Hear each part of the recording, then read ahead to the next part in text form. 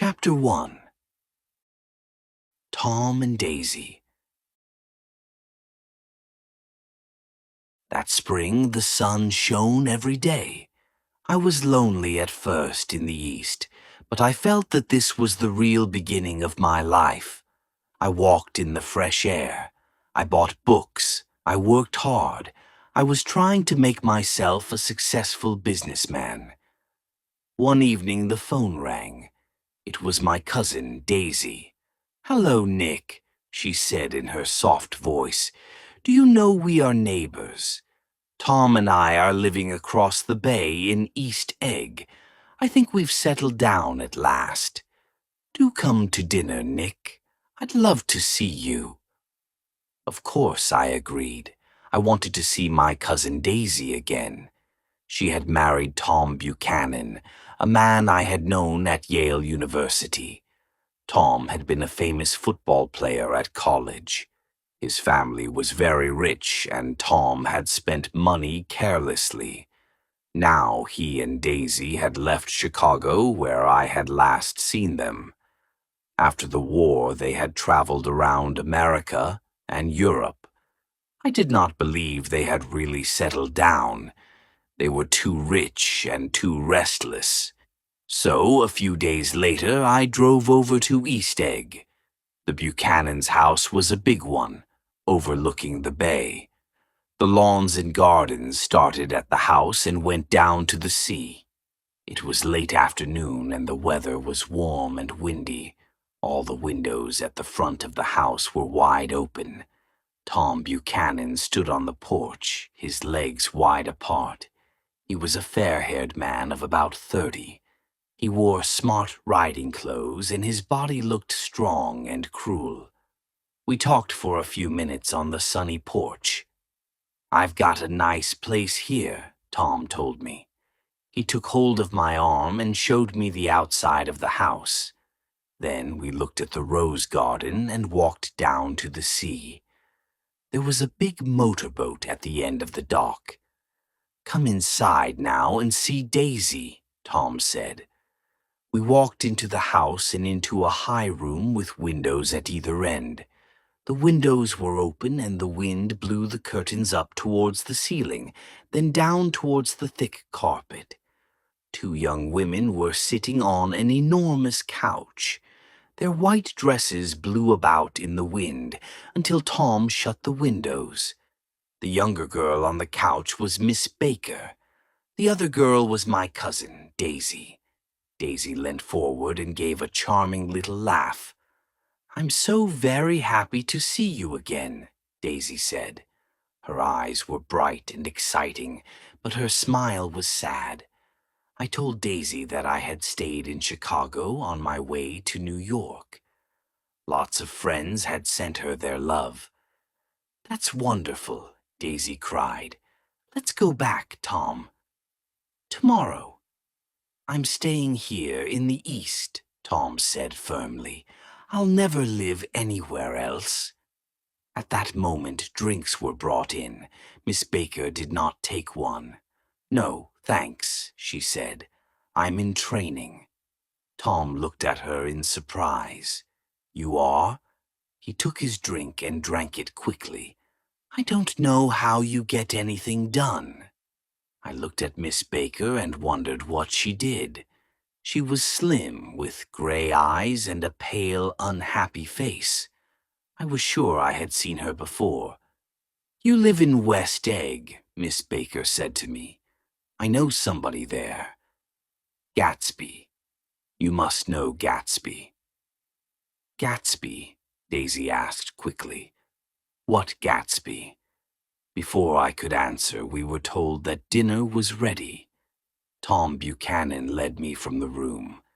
We were dining outside on the porch. 4 candles were burning on the table. "Why candles?" said Daisy, putting them out. "It's not dark enough for candles." Miss Baker sat down at the table and yawned. "We ought to do something," she said in a tired voice. "All right," said Daisy. "What shall we do? What do people do, Nick?" she asked me. When dinner was nearly over, the phone rang in the house. The butler came out and said something quietly to Tom. Tom stood up without saying anything and went inside. Daisy smiled at me across the table. Then she suddenly stood up and walked quickly into the house. Miss Baker leant forward in her chair. "Mr. Gatsby is my neighbor," I began. "Shh, don't talk. I want to see what happens," Miss Baker said. "Is something happening?" I asked. "Don't you know?" Miss Baker said. "Tom's got a woman in New York. I thought everyone knew. But she shouldn't phone him at home, should she?" At that moment, Daisy and Tom came back together. "So sorry we had to leave you," Daisy said.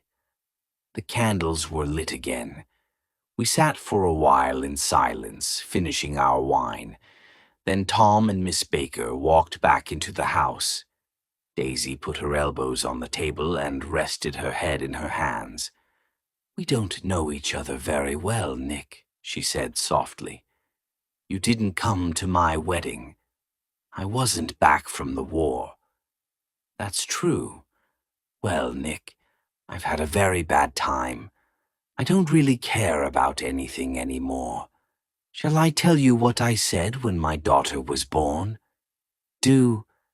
"Well, when I knew I had a girl, I cried. Then I was glad. I hope she'll be a fool. That's the best thing for a girl to be, a beautiful little fool. I think life's terrible, Nick. I've been everywhere and done everything. And I hate it all." When Daisy was speaking, I believed her. I felt sorry for her, too. Then I saw an unpleasant little smile on her lovely face, and I knew she had not been telling the truth. Inside the house, Tom and Miss Baker were sitting on the long couch. She was reading aloud from a magazine, and the light shone on her golden hair. As Daisy and I came in, Miss Baker threw down the magazine and stood up. "It's 10 o'clock," she said. "Time for me to be in bed." "Jordan's playing in the big golf match tomorrow," Daisy explained. "Oh, you're Jordan Baker," I said. I had seen her picture in the newspapers. I had heard a story about her, too, how she had behaved badly in a golf match. "Good night, Mr. Carroway," Jordan said softly. "I'll see you again sometime." "Of course you will," said Daisy. "I think I'll arrange your marriage. I'll always invite you together and—" "Good night," Miss Baker called from the stairs. "I haven't heard a word." "She's a nice girl," said Tom after a moment, "but she shouldn't travel round the country alone." "But Nick's going to look after her now, aren't you, Nick?" said Daisy. "Jordan's from my hometown, Nick. We grew up together." Tom looked hard at Daisy. "Have you been telling Nick secrets?" he asked. "Have I?" said Daisy, smiling at me. "What did we talk about, Nick?" "I can't remember." "Don't believe everything she tells you, Nick," Tom said. A few minutes later, I went home. Tom and Daisy came to the door and stood there together. Two rich people with everything they wanted. But Daisy had told me she was unhappy, and Tom had a woman in New York. When I got back to West Egg, I sat for a while outside my house. In the bright moonlight, a cat moved silently across the garden. As I turned my head to watch it, I saw that I was not alone. 50 feet away, someone was standing on the lawn of Gatsby's house. The man stood very still, his hands in his pockets. I was sure it was Mr. Gatsby himself. I almost called out to him, but he seemed happy to be alone. He slowly stretched out his arms to the dark water. I looked out to sea, too.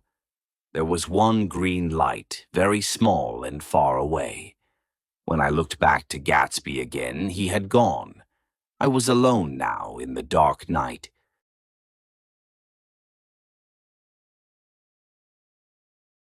Chapter 2. Myrtle Wilson. About halfway between West Egg and New York, the railroad crosses a dirty, narrow river. Trains always wait there. It was because of this that I met Tom Buchanan's mistress for the first time. One Sunday afternoon, Tom and I were going up to New York by train. I could see that Tom had been drinking. When we got to the river, the train stopped as usual. A dusty road ran by the side of the railroad. It was an ugly place. Suddenly, Tom stood up and took my arm. "Come on," he said. "I want you to meet my girl. Jump down." And he pulled me off the train onto the dusty road. I followed Tom to the only building in sight. There were 3 shops in the building, and one was a garage. The sign said, "Repairs, George B. Wilson. Cars bought and sold." Tom and I went into the garage. There was one dusty old car in the corner. As I was looking around in surprise, a thin man came out of the office. "Hello, Wilson, old man," Tom shouted. "How's business?" "Not bad," said Wilson unhappily. "When are you going to sell me that car?" "Next week. My driver's working on it now." "He works slow, doesn't he?" said Wilson. "No, he doesn't. And if you feel like that, I can sell it to someone else," Tom said angrily. "I don't mean that," said Wilson. "I don't." His voice stopped. I heard footsteps on the stairs. Then a woman was standing in the doorway. She was in her middle 30s. She was not beautiful, but her face and body were full of life. She smiled slowly and walked past her husband. She shook hands with Tom and looked into his eyes. "Why don't you get some chairs, George, so everyone can sit down?" she said. "All right," said George Wilson hurriedly, and he went towards the little office. "I want to see you," Tom said quickly to the woman. "Get on the next train. I'll meet you in New York." "All right." She moved away. George Wilson came out with 2 dusty chairs, but Tom had already turned to go.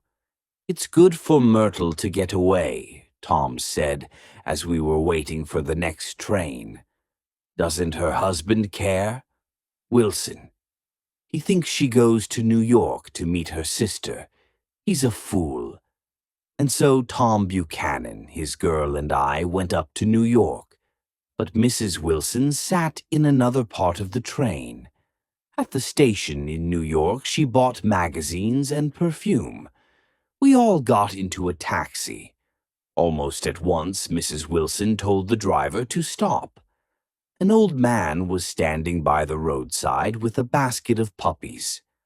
"I want one of those dogs," Mrs. Wilson said. "It will be nice to have one in the apartment." "What kind are they?" she asked the man. "I want a police dog." The old man looked into the basket. "I got all kinds, ma'am," he said, pulling out a puppy. "That's not a police dog," said Tom. "No," said the old man. "I think it's cute," said Myrtle Wilson. "How much is it?" $10, ma'am." "Here's your money," said Tom impatiently to the man. "You can get 10 more dogs with it." We drove over to Fifth Avenue, and I tried to leave them there. "No, you don't," said Tom quickly. "Myrtle wants you to see the apartment, don't you, Myrtle?"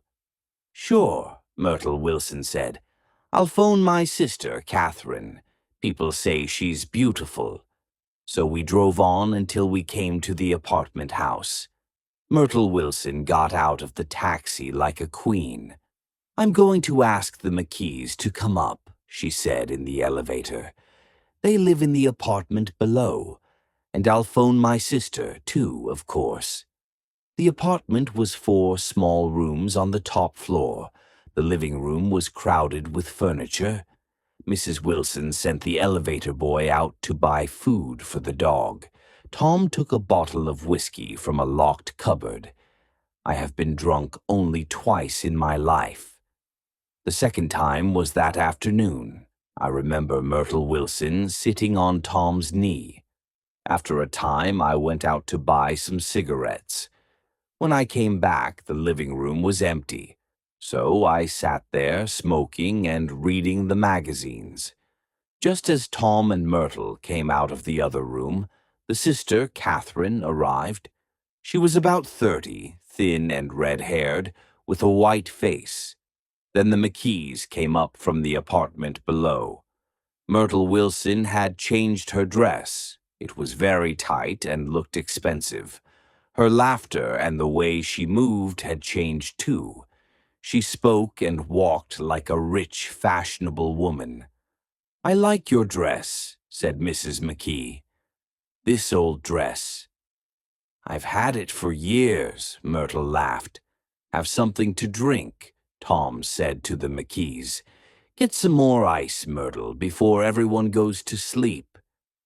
"I told the boy about the ice," Myrtle said angrily. "These people, you have to tell them all the time." Myrtle's sister, Catherine, sat down beside me on the couch.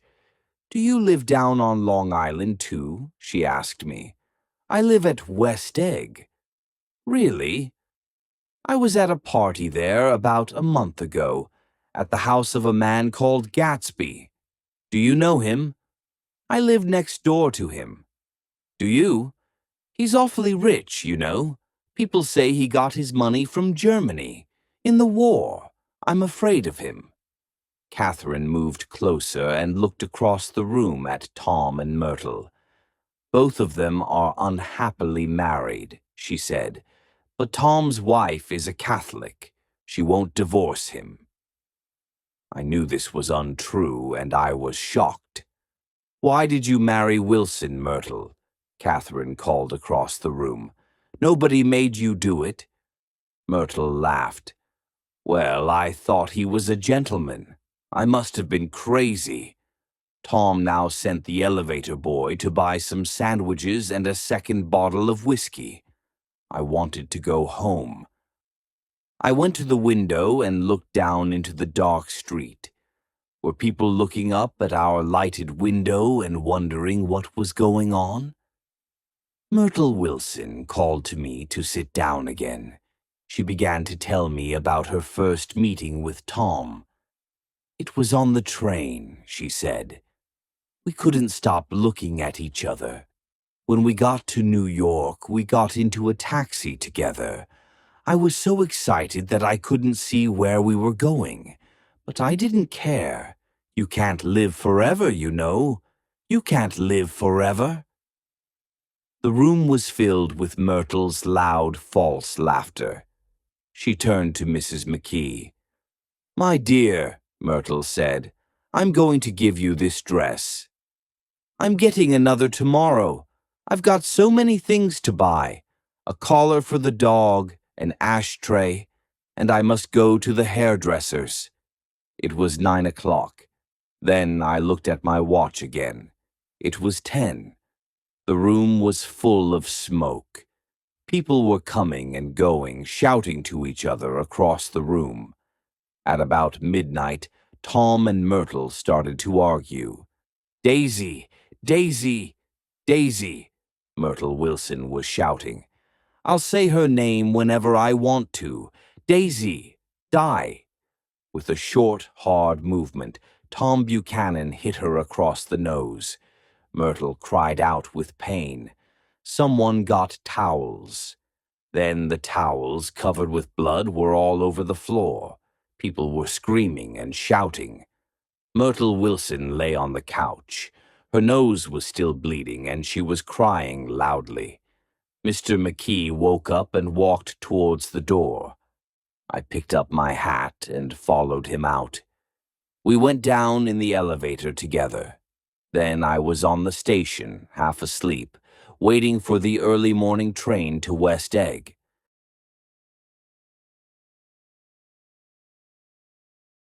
Chapter 3. I Meet Gatsby.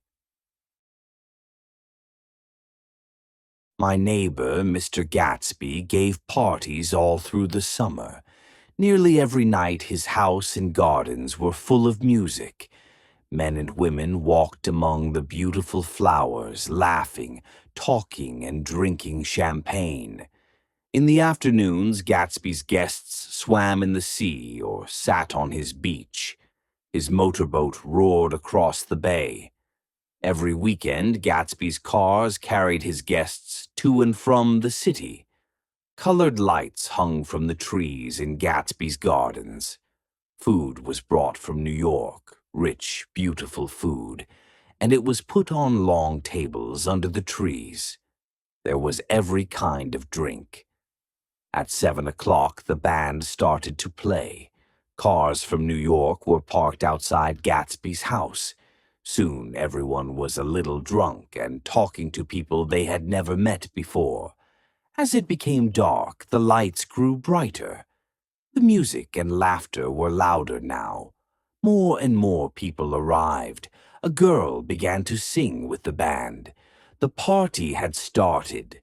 Not all these people had been invited to Gatsby's house. All kinds of people drove out to Long Island and stopped outside Gatsby's door. Then they joined the party and started to have a good time. Sometimes they were introduced to Gatsby. Sometimes they never saw him. One day I was invited to one of Gatsby's parties. As soon as I arrived, I began to look for Gatsby to thank him for his invitation. But no one knew where he was. As I went to get a drink, I saw Jordan Baker. I walked towards her, glad to see someone I knew. "I thought you might be here," Jordan said. We took our drinks and sat down at a small table under a tree. Jordan began to talk to a girl in a yellow dress. "Do you come to these parties often?" Jordan asked her. "I come here when I can," the girl said.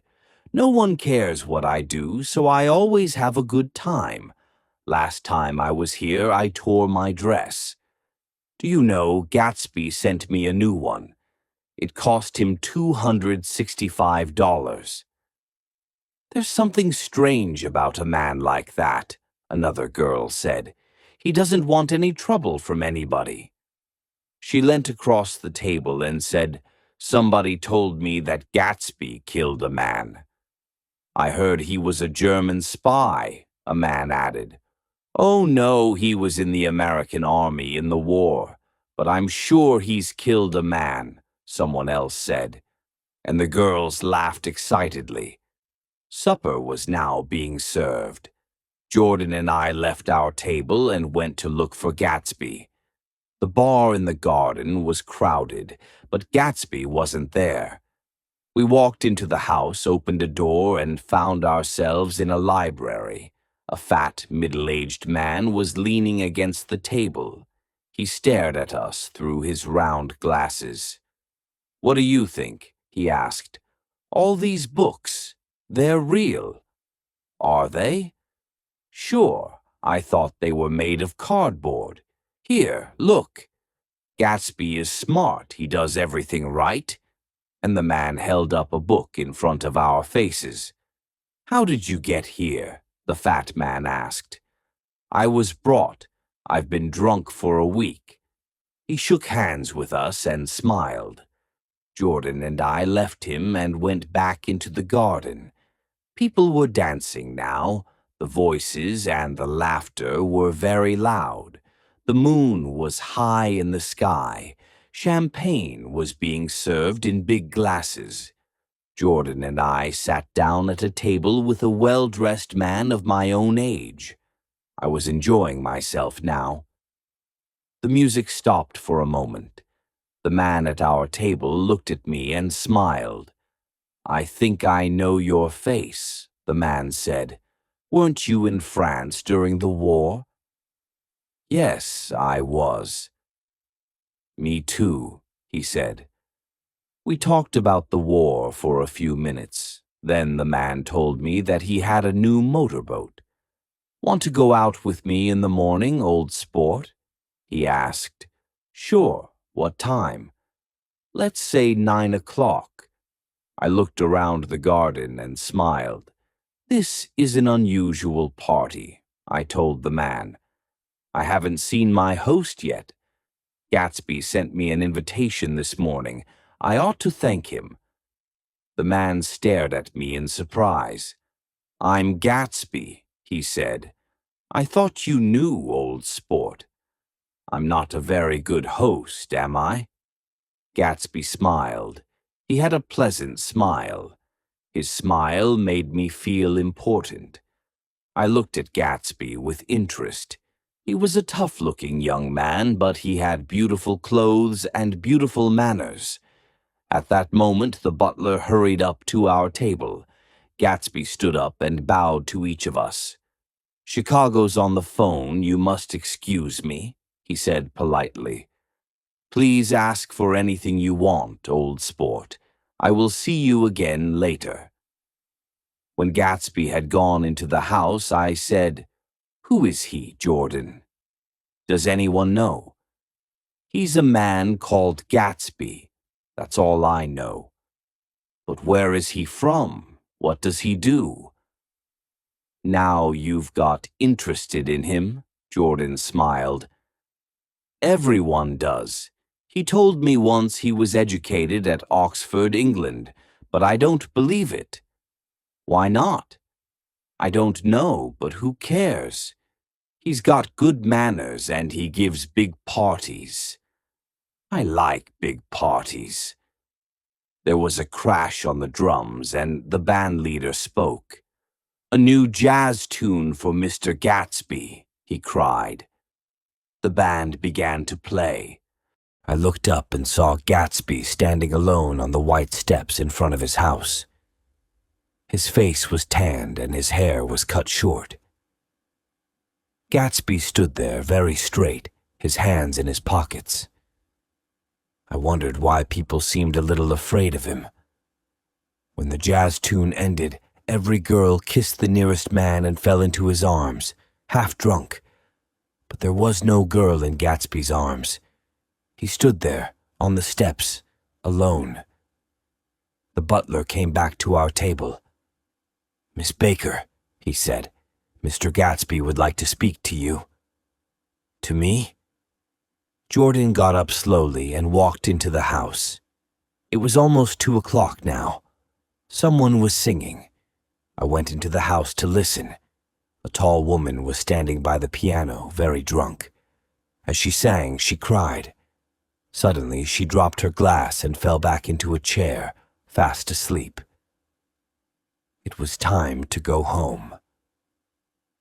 As I walked towards the door, Jordan Baker and Gatsby came out of the library together. I've heard the most surprising thing, Jordan told me quietly. But I can't tell you about it. It's a secret. She yawned. I must go. My friends are waiting. Do phone me. A few guests were standing near Gatsby. I went up to him to say goodbye. Don't forget we're going out in the boat, old sport, he said. At 9 o'clock. Then the butler said, Philadelphia wants you on the phone, Mr. Gatsby, sir. All right, wait a minute. Gatsby smiled at me. Good night, old sport. Good night. I walked down the steps. The lights of a dozen cars shone on the gardens. Drunken voices were saying good night. I walked across the lawn in the moonlight. The cars drove away. The gardens were quiet and empty. All alone, Gatsby stood on the white steps, waving goodbye.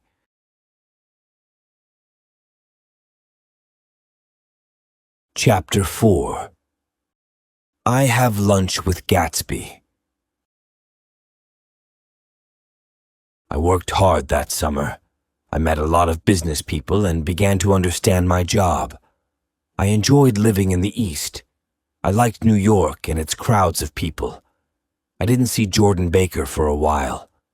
Then, about midsummer, we met again. Was I in love with Jordan? I don't think so, but I enjoyed being with her. Gatsby went on giving parties, and Jordan and I went to some of them. All the most fashionable people went to Gatsby's parties.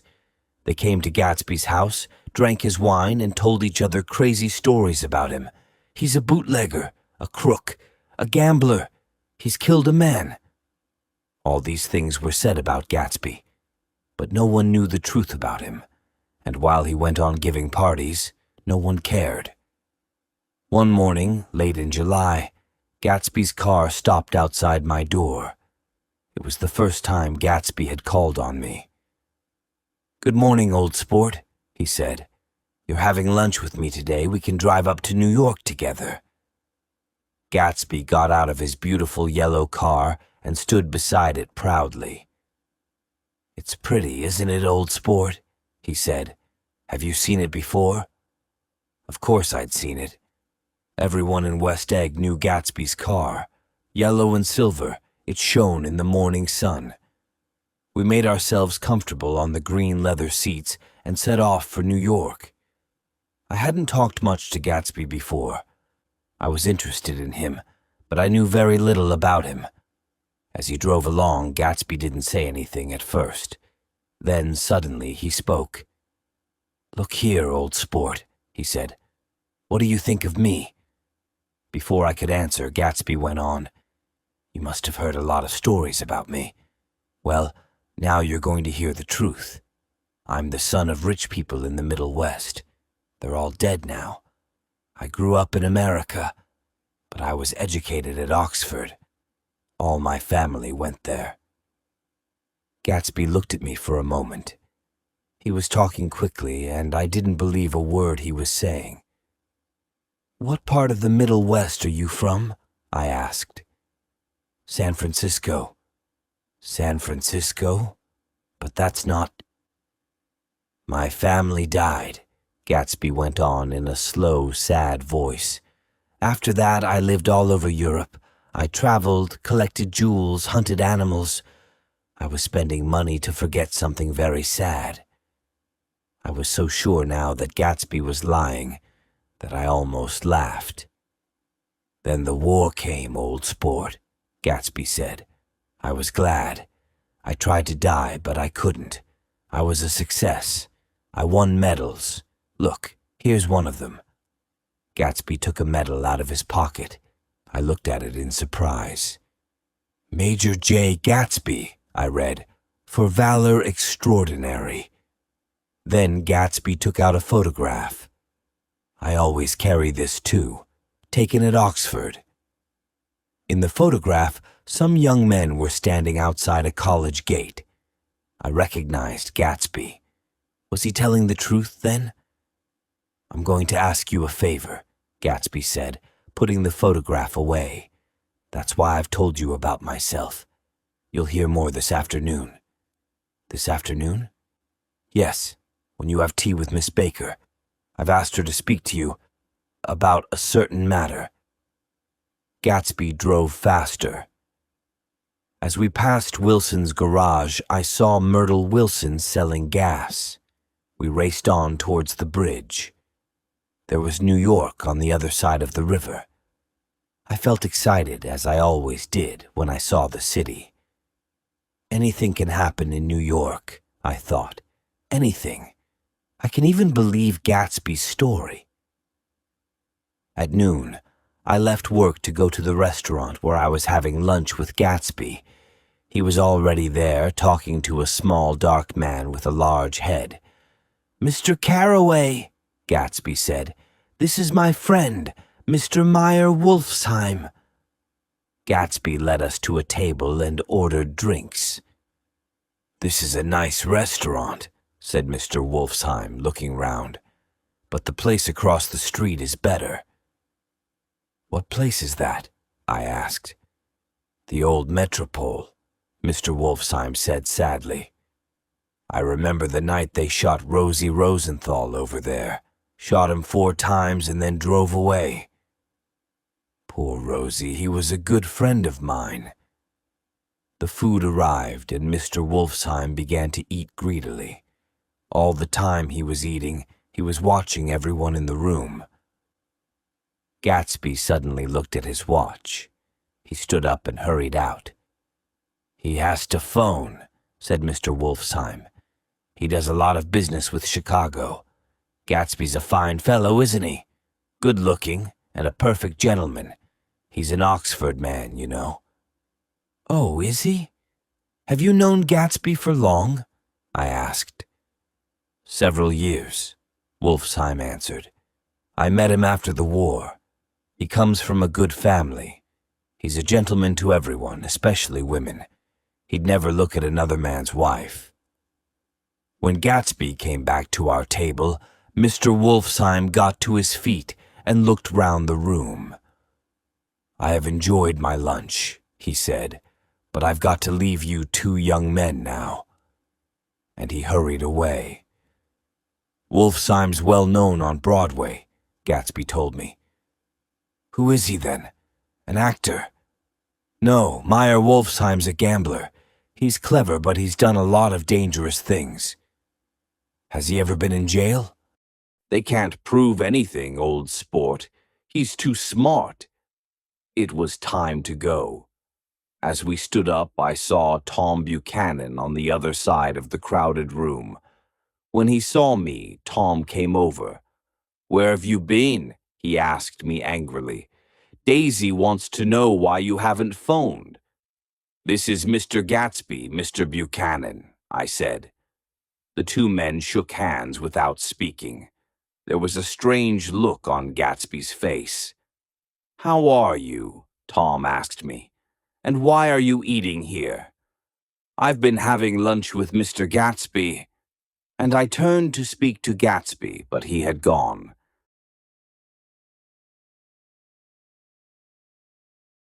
Chapter 5. Daisy and Gatsby. Start of the Dream. Later that afternoon, I met Jordan Baker at the Plaza Hotel. After tea, she told me that Gatsby had known Daisy. They had known each other in the Middle West 5 years before. "Daisy and I grew up in the same town," Jordan began. "In 1917, Daisy was 18. She was the most beautiful and the most popular girl in Louisville. Her family was very rich. Daisy always dressed in white, and she had a little white car. She went out with all the young officers. The telephone in her house rang all day long. One day in October, I was walking past Daisy's house. Daisy was sitting in her car with an officer I hadn't seen before. They were so busy talking that they didn't see me. But I remember the way the young officer looked at Daisy. To him, she was the most beautiful thing in the world. About a month later, Daisy's mother found her packing her bag to go to New York. Daisy wanted to say goodbye to an officer who was going overseas. Her family stopped her, of course. "Was the officer Gatsby?" I asked. "Of course," said Jordan. "Daisy was sad for a time and didn't go out much. By the following autumn, she was gay again. In February, she got engaged to a young man from New Orleans. But in June, she married Tom Buchanan from Chicago. It was the biggest wedding our town had ever seen." "Were you there?" I asked. "I was a bridesmaid," Jordan said. On the day before the wedding, Tom gave Daisy some pearls, worth $350,000. That evening, Daisy's family was giving a big dinner. Half an hour before the dinner started, I went up to Daisy's room, Jordan went on. The pearls were on the floor. Daisy was lying on the bed with a bottle of wine in one hand and a letter in the other. She was very drunk. "Never had a drink before," Daisy said, "but how I enjoy it." She picked up the pearls and said, "Here, take them downstairs." Tell them Daisy's changed her mind." Then she began to cry. She cried and cried.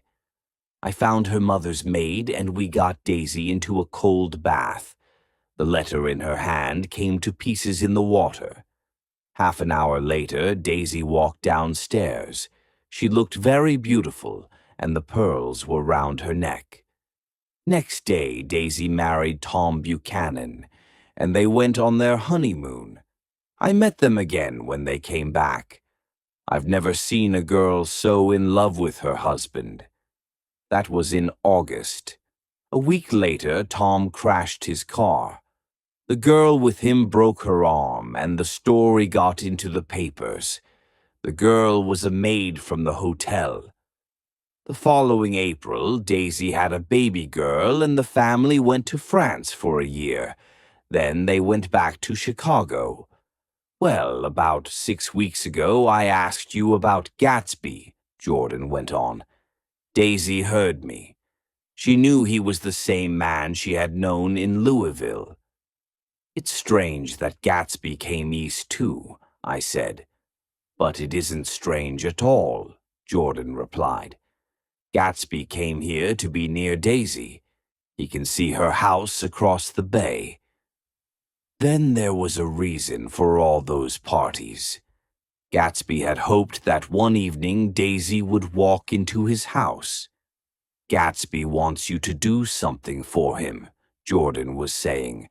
He wants you to invite Daisy to tea. Then he'll call in, too. He wants to show Daisy his house. I thought for a moment. Gatsby wasn't asking very much. He had waited 5 years.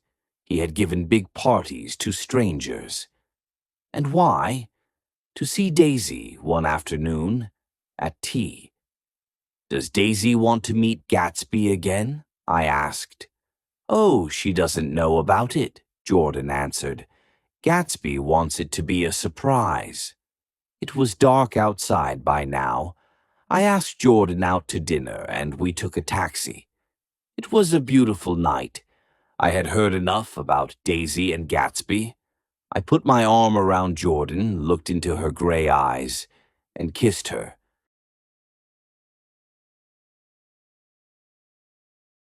Chapter 6. Daisy comes to tea. It was nearly 2 o'clock in the morning when I got home. For a moment I thought my house was on fire. Then I saw that all the lights were on in Gatsby's house, but everything was silent. There was no music and no happy laughter. As I stood there, Gatsby walked across the lawn towards me. I thought it was a party, I said. No, I'm all alone, old sport. Why not come for a drive in my car? It's too late. Well, what about a swim? I haven't used the pool all summer. I've got to go to bed, I said. All right, old sport. But Gatsby did not move. I knew what he wanted to ask me. I've had a talk with Miss Baker, I said. I'll phone Daisy tomorrow. What day would be best? I don't want to put you to any trouble. Gatsby began quickly. How about the day after tomorrow? Fine, Gatsby said. I must get the grass cut, get a few flowers. We must have everything right, old sport. When the day of the tea came, it was pouring with rain. Gatsby had sent a man to cut my lawn. At 2 o'clock, Gatsby sent over enough flowers to fill every room in my little house. An hour later, Gatsby himself arrived. He was wearing a white suit, silver shirt, and gold tie. He looked pale and tired. Gatsby sat down and tried to read, but he looked up at every sound. Suddenly, he stood up and said, I'm going home. Nobody's coming. Don't be silly, I said. It's only 2 minutes to 4. So Gatsby sat down again, and at that moment we both heard the sound of a car. As I opened the front door, Daisy stopped her car and got out. "Why did I have to come alone?" Daisy said with a little smile. "Are you in love with me, Nick?" I took Daisy's hand and led her into the living room. Gatsby stood there, very pale, his hands in his pockets. For half a minute there was silence. Then Daisy gave a little laugh and said, "I'm so very glad to see you again, Jay. It's been a long time." 5 years next November, said Gatsby, staring at Daisy. I went into the kitchen to get the tea. After a few minutes, Gatsby came after me and closed the door. "This is a terrible mistake," he said. "It's too late, old sport, too late." "Nonsense, go back and talk to her. You're both shy, that's all." I decided to leave them alone for half an hour. I went to the window. The rain had stopped now and the sun was shining.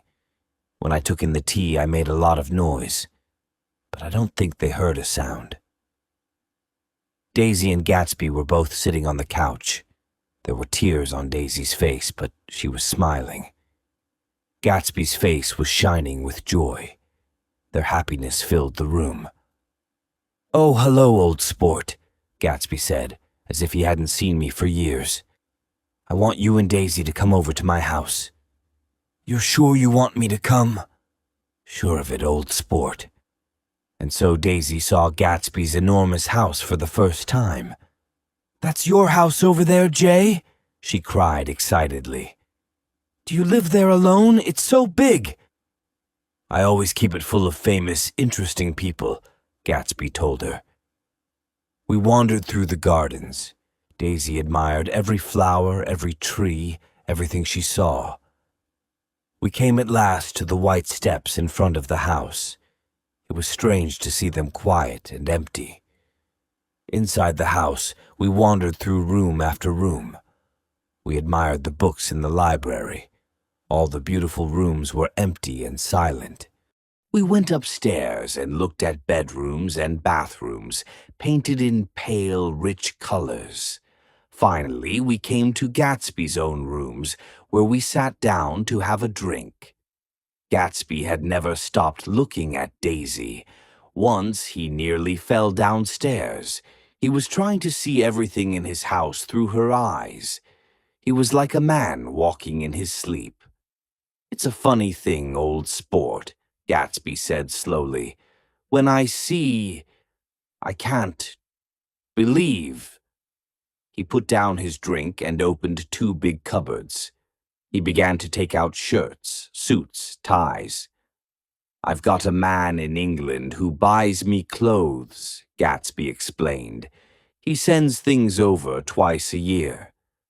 The brightly colored clothes covered the table and fell onto the floor. Silk, wool, cotton.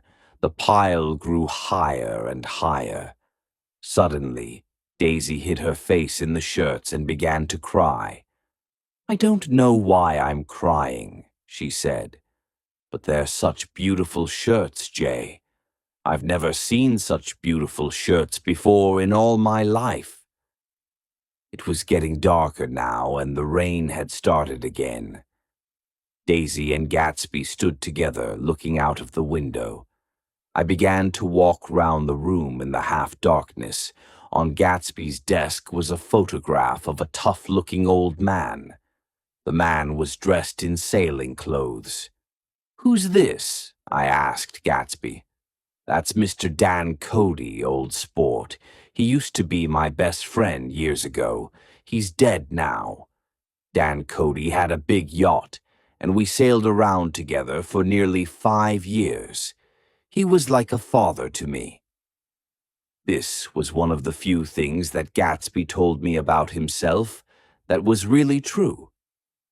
But I did not know that then. I was going to ask Gatsby more about Mr. Cody, but Daisy suddenly cried out, "Come back here, Jay, quick!" In the west, pink and golden clouds had formed over the sea. "Look at that," Daisy said softly to Gatsby. "I'd like to put you in one of those clouds and push you around in it." I tried to go then, but they wouldn't let me. "I know what we'll do," Gatsby said. We'll have Klingspringer play the piano." Gatsby found Klingspringer. He was a young man who lived in the house. In the music room, Gatsby turned on a lamp beside the piano. He lit Daisy's cigarette with a shaking hand. They sat down together on a couch, away from the light.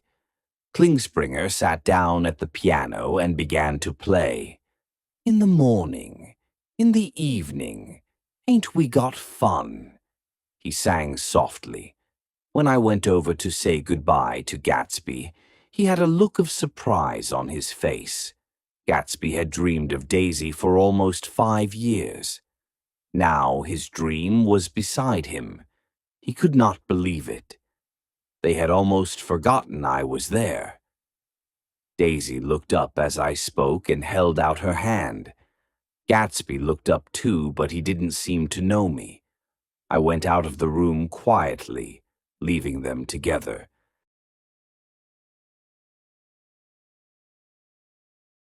Chapter 7. Gatsby's Last Party. I didn't see or hear from Gatsby for several weeks after this. I was working hard and spending my free time with Jordan. But this was the time when everyone was talking about Gatsby. More and more strangers went to his parties. More and more strange and crazy stories were told about him. Everyone seemed to be talking about Gatsby. Then, one Saturday, I was invited to another of Gatsby's parties. Daisy was there too, and Tom had decided to come with her. Perhaps it was because Tom was there, but the party seemed different. There was an unpleasant, uneasy feeling about it. But all the same, people were there. They were drinking champagne as usual, dancing and laughing as before. Tom and Daisy arrived as darkness was falling. Gatsby went over to them at once. Then he took them slowly round the gardens, pointing out his most famous guests proudly. Daisy and Gatsby danced together. I had never seen Gatsby dance before. Then they walked over to my house and sat there together for about half an hour. Tom didn't seem to care. He found a girl he wanted to talk to, and the evening passed as usual. I could see that Daisy was not happy at the party. She hated all these laughing, shouting strangers. They didn't seem to care for anybody or about anything. By the time the Buchanans were ready to leave, Tom was in a bad temper. "Who is this Gatsby, anyway?" Tom asked as he and Daisy were waiting for their car. "Is he a bootlegger? A crook? He knows a funny lot of people. Where does he find them? Where does he get his money from?" "Lots of people come who haven't been invited," Daisy said. "He's too polite to tell them to go." "I'd like to know who Gatsby is and what he does," Tom repeated. "And I'm going to find out." As they got into their car, Daisy looked back at the house sadly. Gatsby was nowhere to be seen.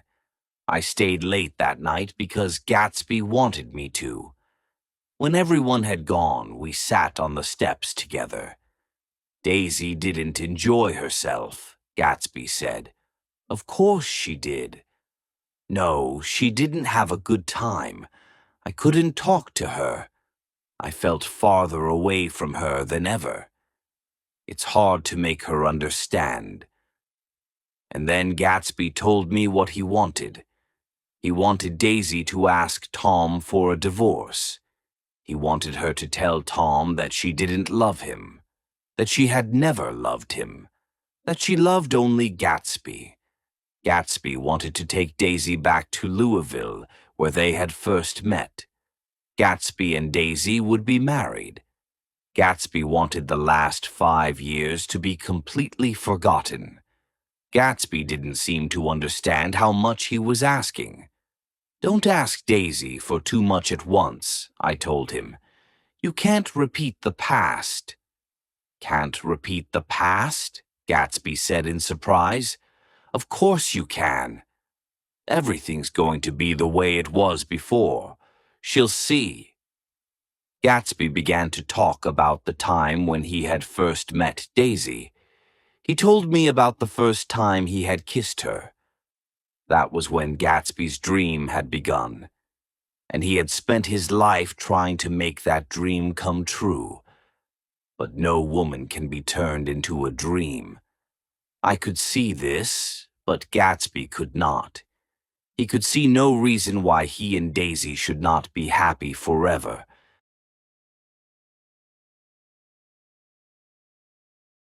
Chapter 8. The Hottest Day of Summer. It was when everyone was talking about Gatsby that his parties suddenly came to an end. One Saturday there were no lights in Gatsby's house or in his garden. A few cars drove up to the house, but almost immediately drove away. I wondered what was the matter. I decided to go over and find out. A new servant opened the door. "Is Mr. Gatsby sick?" I asked. "No," he said rudely. "Well, tell him Mr. Carroway called." "Carroway, okay." And he shut the door in my face. Next day, Gatsby phoned me. "Are you leaving?" I asked. "No, old sport, of course not. I've sent all my old servants away. Daisy comes over in the afternoons. I didn't want them to talk about her in the village. Some friends of Wolfsheim are looking after me now." Gatsby was phoning with an invitation from Daisy. She wanted me to have lunch at her house the following day. Jordan would be there and, of course, Gatsby too. Daisy phoned me half an hour later. She seemed glad that I had accepted the invitation, but her voice was nervous and excited. The next day was the hottest day of the summer. The smallest movement made you hot and tired. I drove over to the Buchanan's house with Gatsby in his big yellow car. Its green leather seats were too hot to touch. The room where Daisy and Jordan were sitting was dark and cool. The two girls, both dressed in white, raised their hands lazily. "It's too hot to move," they said together. Gatsby stood in the middle of the room in his elegant pink suit. He could not believe that he was in Daisy's own house. Daisy watched him and gave her sweet, exciting laugh. At that moment, Tom opened the door noisily and hurried into the room. "Ah, Mr. Gatsby. Hello, Nick," he said, holding out his hand to me. "Make us all a cold drink," Daisy cried. As Tom left the room again, Daisy went over to Gatsby and kissed him on the mouth. "You know I love you," she said softly. When Tom brought in the drinks, we all drank greedily. We had lunch in the darkened dining room and drank a lot of cold beer. "What are we going to do this afternoon?" asked Daisy. "And the day after that and the next 30 years? "Oh, it's so hot," Daisy went on, almost crying. "I know, why don't we drive to New York?" She looked across the table into Gatsby's eyes. "Ah," Daisy cried in her soft, exciting voice, "you always look so cool." They looked at each other as though they were alone in the room. Suddenly, Tom Buchanan understood. His wife, Daisy, was in love with Gatsby. Tom's mouth opened a little. He looked first at Gatsby and then at Daisy. Tom stood up. "All right then," he said in a hard voice. "We're going to town. Let's go." The girls went upstairs to get ready. We went out onto the porch. "Shall we take anything with us to drink?" Daisy called down. "I'll get some whiskey," Tom answered. Gatsby turned to me and said, "I can't say anything to him in his house, old sport." "I think Daisy's voice told him everything," I said. "She's always had everything she's wanted," Gatsby went on. "Daisy's voice is full of money," he added. That was it. Daisy's charm was the charm of the rich and spoilt. Tom came out of the house with the whiskey wrapped in a towel. Daisy and Jordan followed him, looking cool and charming in their white dresses. "Shall we all go in my car?" said Gatsby. "You take my car," Tom said in a loud voice to Gatsby. "Come on, Daisy, I'll take you in this yellow one," he added, walking towards Gatsby's car. But Daisy moved away from her husband. "No, Tom, you take Nick and Jordan. We'll follow you." And she pushed Gatsby towards the Buchanan's small blue car. Jordan, Tom, and I got into the front seat of Gatsby's car. "Did you see that?" Tom asked us angrily. "Where did Daisy find a man like that?" "He's an Oxford man," said Jordan. "Like hell he is. He wears a pink suit," Tom said angrily. "I'm beginning to find out the truth about Gatsby, and it's not very pleasant." We were all hot and bad-tempered by now. When Tom reached Wilson's garage, he had to stop for gas. Wilson came out slowly and stood in the hot sun. He looked very ill. "Well, come on," Tom shouted. "Have I got to get the gas myself?" "I'm sick," said Wilson. "I've got to get away. When can you sell me your old car?" "Next week," Tom said quickly. "What about buying this yellow one? I got it last week. Why are you going away?" "My wife and I are going west," Wilson said. "I'm getting her away from here. I found out something." Tom stared at him. "Never mind about that. What do I owe you?" he said in a hard, cold voice. As Tom was giving Wilson the money, Gatsby and Daisy drove by in the blue car. At the same moment, I saw Myrtle Wilson looking down at Jordan from an upstairs window. There was a look of terrible jealousy on Myrtle Wilson's face. She thought Jordan was Tom's wife. Tom did not see Myrtle. He was thinking about what Wilson had said. In one afternoon, Tom seemed to be losing his wife and his mistress, too. He drove on much too fast until he was beside the blue car. Gatsby stopped and Daisy called out, "Where are you going? It's so hot. We'll drive around and meet you later." But Tom wanted to stay near Daisy and Gatsby. After some argument, we all drove to the Plaza Hotel. We took a room there so that we could have a drink. It was a crazy idea. The room was large, but it was very hot. We opened all the windows, but it made no difference. "Oh, it's so hot," said Daisy. "Why did we come here?" "Stop talking about the heat.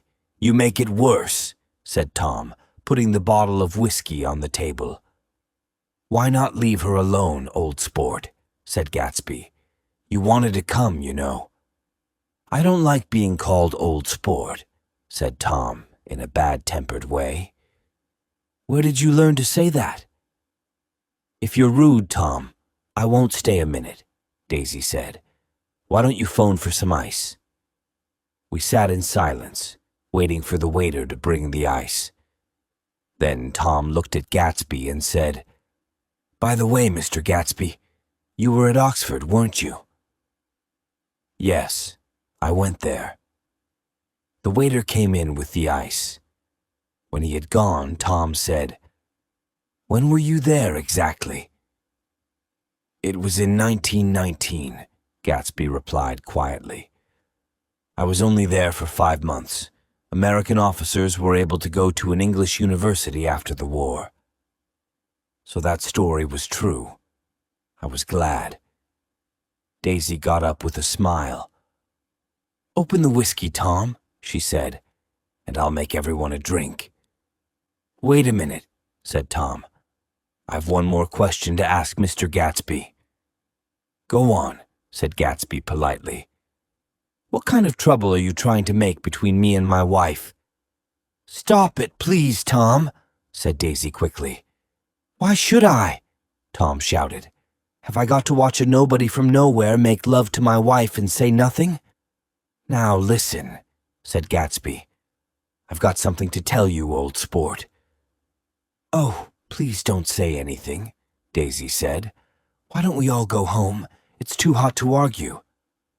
I want Mr. Gatsby to give me an answer to my question, Tom said loudly. Your wife doesn't love you, said Gatsby. She's never loved you. She loves me. You're crazy, cried Tom, jumping to his feet. It's the truth, said Gatsby.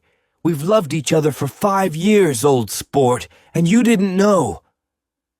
I tell you, you're crazy, Tom shouted again. Daisy loved me when she married me, and she loves me now. And I love Daisy, too. I always have. She knows that. Gatsby walked over to Daisy and stood beside her. Tell him the truth. Tell him you never loved him, he said. Daisy looked at each one of us unhappily. I never loved him, she said slowly. Then Daisy turned to Gatsby with a frightened, unhappy look in her eyes. Oh, you want too much, Jay, she cried. I love you now. Isn't that enough? She began to cry.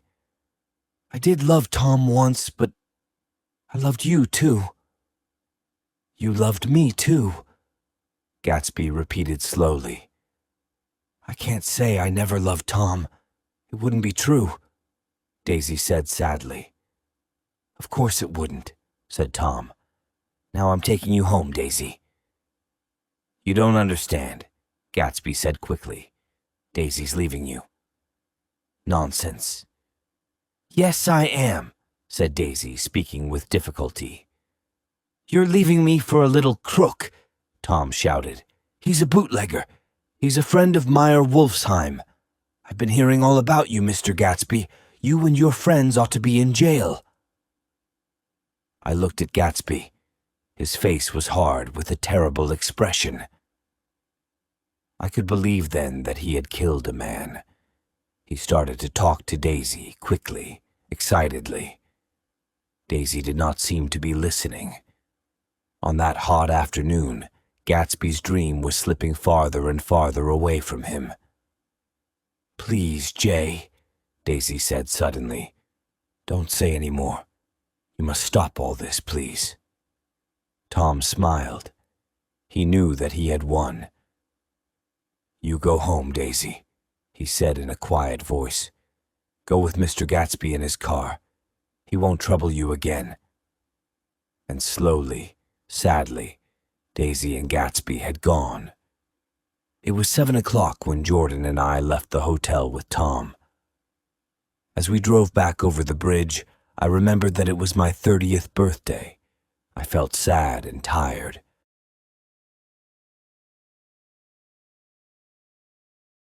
Chapter 9. Death in the Evening. We saw the quiet crowd of people outside Wilson's garage from some distance away. Looks like an accident, Tom said. Wilson will have some repair work at last. Tom slowed down. When he saw the looks on the people's faces, he stopped the car.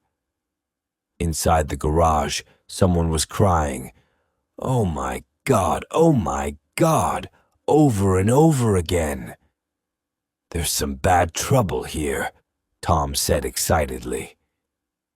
We got out of the car and Tom pushed through the crowd into the garage. Myrtle Wilson's body, wrapped in a blanket, lay on a table by the wall. Her mouth was open and a little blood was coming from it. Tom stood there, looking down at her. "Oh my God," repeated Wilson, his hands over his face. Tom looked round the garage slowly. He went up to a policeman who was writing in a notebook. "What happened?" Tom asked him. "Car hit her," the policeman said. "She ran out into the road and was killed at once. The car didn't stop." "The car was coming from New York," said someone in the crowd. "It was a big yellow car, going about 60. Wilson looked up and shouted out, "You don't have to tell me what color it was. I know it was a yellow car, all right." "Listen," Tom said, going over to Wilson. "I've just got here. That yellow car I was driving this afternoon wasn't mine, do you hear? Wilson took no notice. "Let's get out," Tom said to me, and we pushed our way back through the crowd. Tom drove on slowly at first, then faster. When I looked at him, I saw that he was crying. "That Gatsby, the goddamn coward!" Tom cried. "He killed Myrtle. He killed her, and he didn't stop his car." Later, I heard what had happened. Wilson had at last found out that Myrtle had a lover.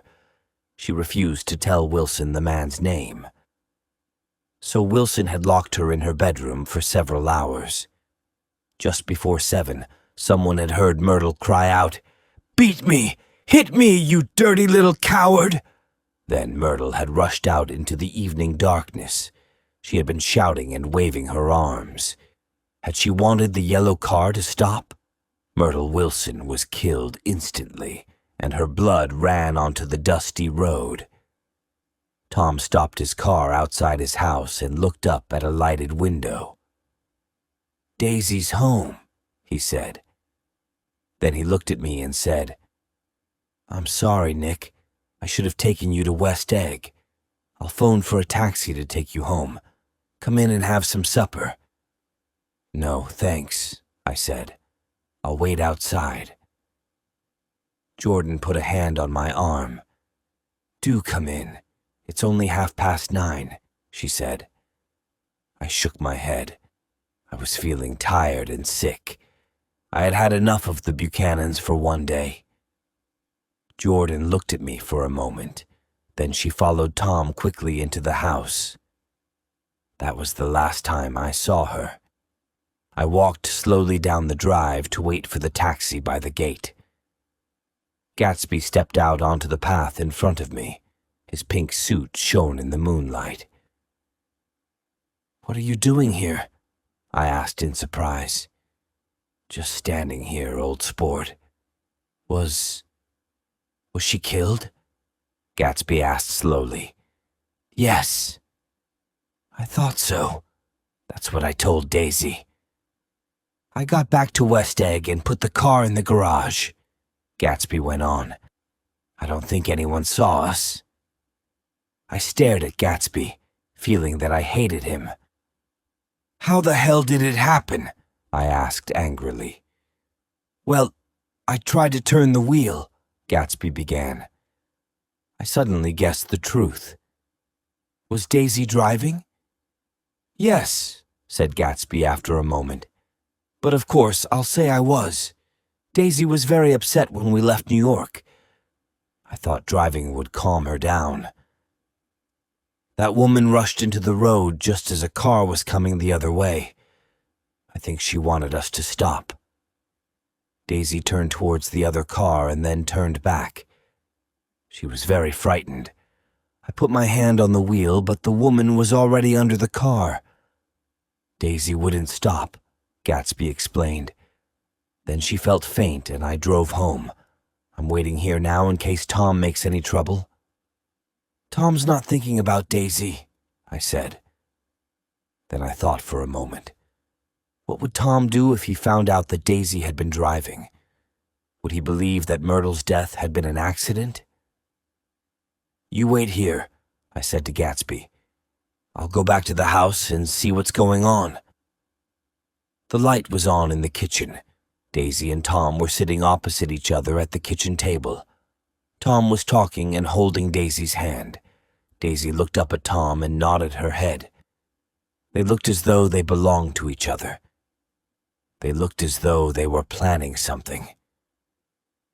I went back to Gatsby, who was standing where I had left him. I could hear the sound of my taxi. "It's all quiet," I said. "You better come home with me." Gatsby shook his head. "I'll wait here till they go to bed. Daisy may need me. Good night, old sport." Gatsby put his hands in the pockets of his pink suit. I left him standing there in the moonlight.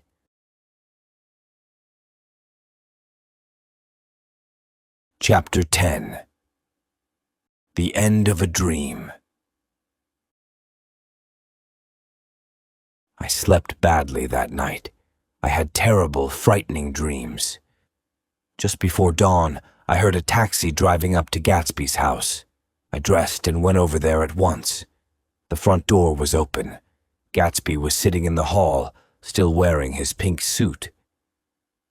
"Nothing happened," said Gatsby sadly. At 4 o'clock, she came to the window for a moment. Then she turned out the light. We looked round the house for a cigarette. There was dust everywhere. We sat smoking in the darkness. "You ought to go away," I told Gatsby. "The police are sure to find out the yellow car is yours." "Go away? Of course I can't, old sport. I must find out what Daisy wants to do." Gatsby began to tell me about Daisy. He told me how he had first been excited by her beauty and by her money. Gatsby had been a young man without money, and he had no hope of getting any. One October night, he and Daisy had become lovers. Then he had fallen in love with Daisy. And Daisy, a girl who had everything she wanted, fell in love with him. Life for Gatsby became more and more unreal. He spent hours telling Daisy about his dreams for the future. And of course, she listened to him. Then Gatsby had to go to the war. When he came back, Tom and Daisy were on their honeymoon. The house began to fill with the pale light of dawn. Birds began to sing in Gatsby's garden. "I don't believe she ever loved him," Gatsby said. "You mustn't take any notice of what she said this afternoon. She was excited and Tom frightened her." Gatsby and I had breakfast together, and then we went into the garden. The air was cooler. Summer was nearly over. The gardener came up to us and said, "I'm going to take the water out of the swimming pool, Mr. Gatsby. The leaves will be falling soon." "Don't do it today," Gatsby said. "I haven't used that pool all summer."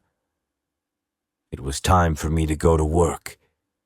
But I didn't want to work and I didn't want to leave Gatsby alone. "I'll phone you," I told him. "Do, old sport. I suppose Daisy will phone too." "I suppose so." We shook hands and I began to walk away. Then I stopped and shouted back across the lawn, "They're no good, Gatsby. You're better than all of them." It was the only compliment I ever paid Gatsby, but I've always been glad I said it. Gatsby gave me a big smile and raised his hand. His pink suit was bright against the white steps. "Goodbye," I called. "Thank you, Gatsby." Wilson had cried for Myrtle all night. Then he began to talk to his neighbors. 2 months ago, Myrtle had come back from New York with a bruised face. Later, Wilson had found an expensive dog collar in Myrtle's desk. "He bought it for her," Wilson said. "He bought it for her and then he killed her. He murdered her, the man in the yellow car. She ran out to speak to him and he wouldn't stop." Somehow, Wilson found out who owned the yellow car. At 2:30 on the day after Myrtle had been killed, Wilson went to West Egg. He asked the way to Gatsby's house. At 2 o'clock, Gatsby had gone down to his swimming pool with an airbed. He told his servants to call him if anyone phoned. No one phoned. His dream was over. I couldn't do much work that day. I got back to West Egg by about 4:30. Gatsby wasn't in the house. One of the servants told me he had not come back from the swimming pool. We hurried down to the pool. The airbed was moving slowly round and round. There was a little blood in the water, and Gatsby lay on the airbed, dead. As we carried Gatsby's body up to the house, we saw Wilson lying on the grass. Wilson had shot Gatsby and had then shot himself. At the inquest, Myrtle's sister swore that Myrtle had never known Gatsby. She said, too, that Wilson and his wife had been completely happy. So Wilson was called a man made mad with grief, and the case was closed. About half an hour after we had found Gatsby, I phoned Daisy. "Mr. and Mrs. Buchanan went away this afternoon," a servant told me. "They will be away for some time." "Did they leave an address?" I asked. "No," the servant replied. "Have you any idea where they are?"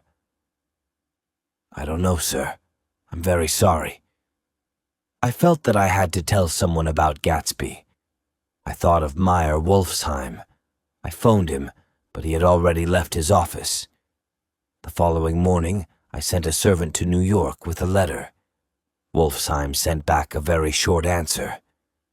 "Dear Mr. Carraway, this has been a great shock time. I cannot go to the funeral as I am very busy. I would rather not visit the house. I'll remember him as he was. Yours truly, Meyer Wolfsheim." All that day and the next, I had to answer the questions of the police and the reporters. The news of Gatsby's death was in all the papers, but Daisy didn't phone. Then a telegram arrived from Henry Gatz. He had read the news of his son's death in a Chicago newspaper. He was coming to the funeral. The truth was that J. Gatsby had started life as James Gatz. He was the son of a poor farmer in the Middle West. He had left home when he was 16. For a year, James Gatz had lived near Lake Superior, working as a fisherman. Gatz had become a good-looking young man, popular with women. He had gone to college but had only stayed there for 2 weeks. James Gatz was already ambitious. He was dreaming of success. One morning, Gatz saw Dan Cody's big white yacht near the shore. Gatz found a boat and sailed over to the yacht to ask for a job. Dan Cody asked a few questions. Gatz told Dan Cody that his name was J. Gatsby. Cody saw that the young man with the pleasant smile was quick and ambitious. When the yacht sailed, J. Gatsby went with it. Gatsby stayed with Cody for 5 years, until the old man died. Gatsby didn't get any of the old man's money, but Gatsby had learned how the rich live. Gatsby now knew what he wanted. On the day of the funeral, it rained and rained. At 3 o'clock, the minister arrived. Gatsby's father and I waited for the other mourners. After half an hour, the minister began to look at his watch. We waited a little longer, but nobody came. It was raining hard when we reached the cemetery. As we walked towards the grave, I heard someone following us. It was the fat man with glasses I had seen in Gatsby's library 3 months before. As we stood by the grave, I saw that Daisy hadn't sent a flower or a message. After the funeral, the fat man said, "I'm sorry I couldn't get to the house." "That's all right," I said. "Nobody came to the house." The fat man stared. "My God," he said, "and hundreds of people used to go there. What friends!"